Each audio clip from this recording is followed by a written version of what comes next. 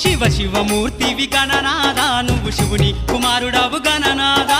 శివ శివమూర్తివి గణనాదా నువ్వు శివుని కుమారుడవు గణనాదా గణ గణ గంటల్ల గణనాదా నువ్వు గుణ గుణ రావయ్య గణనాదా శివ శివమూర్తివి గణనాదా నువ్వు శివుని కుమారుడవు గణనాదా శివ శివమూర్తివి గణనాదా నువ్వు శివుని కుమారుడవు గణనాదా